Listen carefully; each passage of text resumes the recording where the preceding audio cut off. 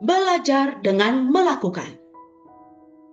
Ketika setiap kali kita dilukai oleh orang lain atau bahkan sahabat dekat kita, kita bisa saja dapat memilih untuk membalas yang jahat atau membalas kebaikan.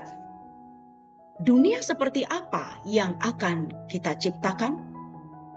Firman Tuhan hari ini dalam Roma 12 ayat 20 hingga 21 mengajarkan, tetapi jika seterumu lapar, berilah dia makan. Jika ia haus, berilah dia minum. Dengan berbuat demikian, kamu menumpukan bara api di atas kepalanya.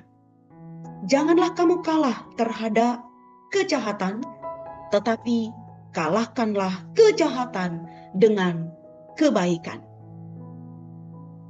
Bapak, Ibu, dan Saudara, ini bukan sekedar nasihat moral biasa, melainkan panggilan untuk hidup dalam roh Kristus, yaitu hidup yang mau mengampuni, mau mengasihi, dan bahkan mengalahkan kejahatan dengan kebaikan.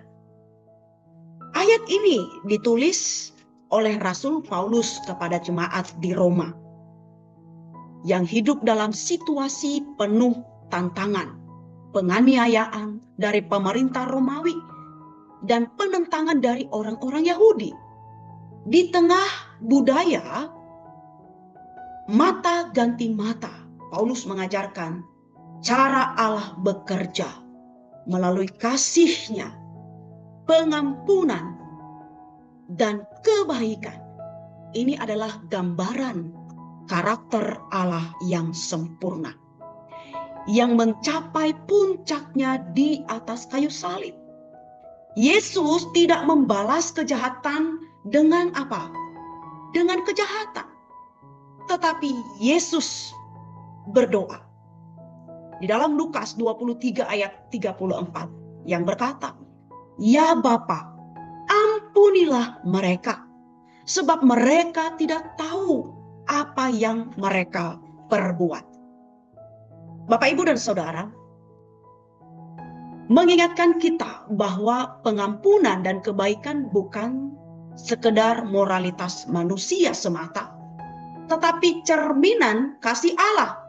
Ketika kita membalas kejahatan dengan kebaikan, kita memberi ruang bagi Roh Kudus untuk bekerja dalam hati kita, dalam hati orang lain, sehingga mereka kembali kepada Allah.